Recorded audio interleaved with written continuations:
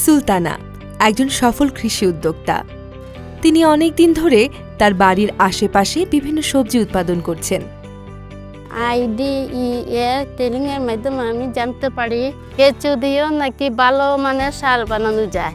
এরপর অল্প কিছু কেঁচো দিয়ে শুরু করলাম সার বানানো। আর 1 বছর পর আমি প্রতি মাসে 100 কেজি সার বিক্রি করি। সুলতানার নিজস্ব কিছু গরুর গোবর সহ এলাকার বিভিন্ন খামার থেকে গরুর গোবর সংগ্রহ করে কেঁচোগুলোকে খাদ্য হিসেবে দেন। 30 থেকে 40 দিনের মধ্যেই এখান থেকে বের হয় কেঁচো সার, যা বাজারে পাওয়া যায় এমন যে কোনো রাসায়নিক সার থেকে অনেক উন্নত ও মানসম্মত। তিনি ভার্মি সারের কাজ শুরু করার আগেই তার এলাকায় বিভিন্ন খামারিদের সাথে পরামর্শ করেন। অনেকেই জৈব সার নিয়ে আগ্রহী ছিলেন, তাই তার প্রথম সারগুলো দিয়ে তিনি তার নিজের বাগানেই পরীক্ষা করেন। যখন আমি ভালো ফল পাই তখন বাকিরাও আমার কাছ থেকে সার নিতে চায়, আর আস্তে আস্তে চাহিদা অনেক বাড়তে থাকে। অনেকে এখন তার থেকে কেঁচোও কিনে নিয়ে যায়।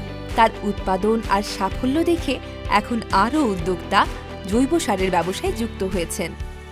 আমি সবাইকে উৎসাহ দেই কেঁচো সার করার জন্য, কারণ রাসায়নিক সারের বীজ সবাই বর্জন করা উচিত। রাসায়নিক সার মাটিতে দিলে তা মাটির ক্ষতিকর ও উপকারী পোকা ধ্বংস করে মাটির স্বাস্থ্য নষ্ট করে। এতে করে ফলন কমে যায় এবং খরচ বেড়ে যায়, ফলে লাভও বেশি থাকে না। IDEA ট্রেনিং এর মাধ্যমে আমরা কেঁচো সারের গড় তৈরি করি, লালন পালন করার সব নিয়মাবলীও জানতে পারি। এছাড়াও আমরা প্রথম কেঁচোগুলো তাদের গাছ থেকেই পাই। এখন আমার বাগানের উৎপাদনও ভালো, মাটিও ভালো থাকবে ইনশাল্লাহ।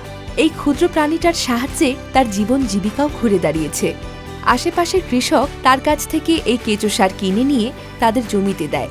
এতে পুরো এলাকার মাটির স্বাস্থ্য আস্তে আস্তে আরও ভালো হবে, কৃষকেরাও লাভবান হবে। আমি এই সারের ব্যবসা আরও বাড়াতে চাই, একজন কেঁচো সার উদ্যোক্তা হিসাবে আরও প্রতিষ্ঠিত হতে চাই।